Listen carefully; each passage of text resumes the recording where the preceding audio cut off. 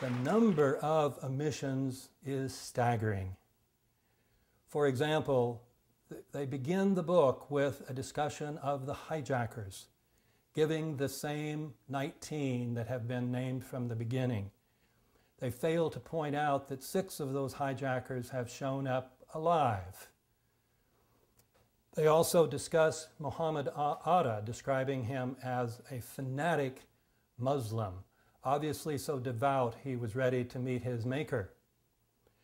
They omit the fact, as Daniel Hopsicker has revealed, that Atta was very fond of alcohol, pork, and lap dances. They hardly discuss the World Trade Center collapses. They do not discuss the fact that fire has never brought down a high-rise steel frame building. They do not discuss the fact that the collapses had 10 characteristics that are common to controlled demolitions. They do not even mention the collapse of building number 7, and of course, therefore, the comment by Larry Silverstein, the one who had a lease on it, that he and the fire department decided to pull it, that is, have it brought down by explosives. They do not discuss the removal of the steel, which would have covered up any evidence of explosives. With regard to the crash into the Pentagon, they ignore several of the most puzzling questions, assuming the official theory. That is, why would terrorists have struck the West Wing, which was being renovated, so it had very few people, and when all the top brass and Rumsfeld were in the East Wing? They do not discuss the fact that photos taken by the Associated Press and even by a Marine show that up till 30 minutes after the building was allegedly hit by a 757 going 400 some miles an hour, the facade had not collapsed. They don't discuss the fact that these photos show that the hole that was created was very tiny, that no Boeing could have gone inside of it. They don't mention that photos show there was no Boeing outside the Pentagon. They don't mention that the Pentagon's anti-missile system should have brought down any commercial airline coming near the Pentagon. With regard to Bush's behavior that day, they do not force the question as to why the Secret Service did not whisk him away when there should have been fear that he would be one of the terrorist targets. They do not discuss the most specific of the advance warnings. They did not ask Ashcroft what was the warning he got so that he would no longer fly commercial airplanes. They do not mention David Schipper's report that prior to 9/11, he tried to inform Ashcroft that several members of the FBI were telling him that they knew that attacks were scheduled for that time in Lower Manhattan. They do discuss the put options, but they dismiss it, saying, "We found that the man who bought most of the United Airlines put options had no conceivable connection to Al-Qaeda. Therefore, he could have had no foreknowledge."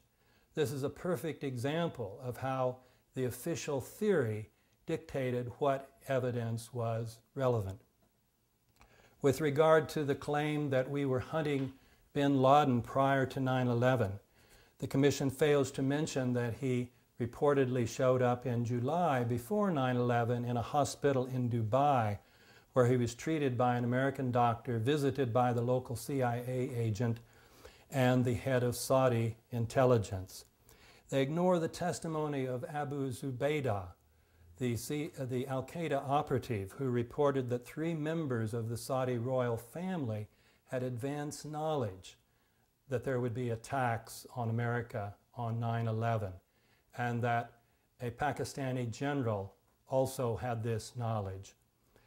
Testimony that tended to be verified by the fact that all 4 of those men ended up dead within a few months.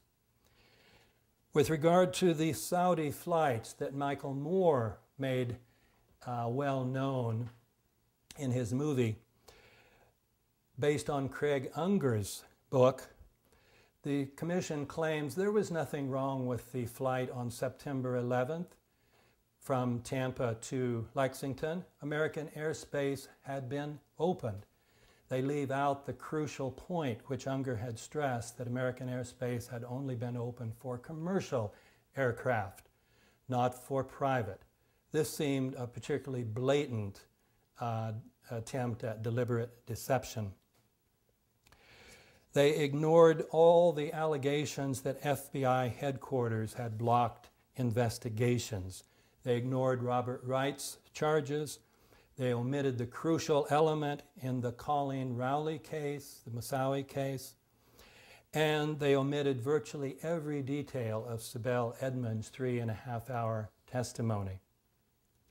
They omit any reference to the fact that the head of the Pakistani intelligence service was in Washington that very week, and that he had ordered $100,000 wired to Muhammad Atta.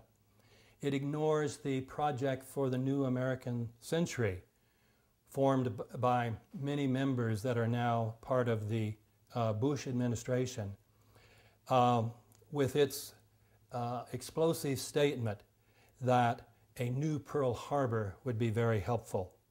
They ignore the fact that many members of the White House, including the President himself, after 9/11, described the attacks as opportunities.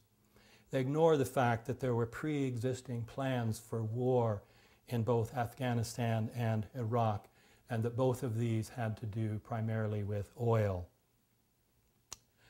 I've talked primarily about the Commission's omissions, but there is another remarkable dimension, the revisionism of this report. In Chapter 1, they give us a completely new version, which is actually the third official version of what happened on 9/11. This version is clearly intended to absolve the Pentagon of all blame by portraying the FAA as staffed by incompetent bunglers, ones who couldn't recognize a hijacking when all 3 or 4 regular characteristics were staring them in the face.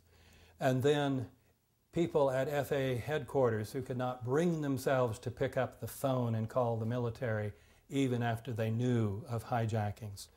This part should win a prize for creative fiction.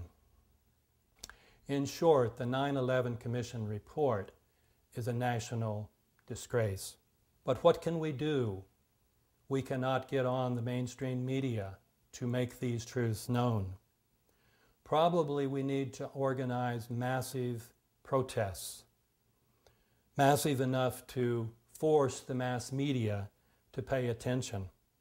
The first step in this, of course, is to get enough people informed about the facts about 9/11 and about the cover-up so that we can create this mass movement.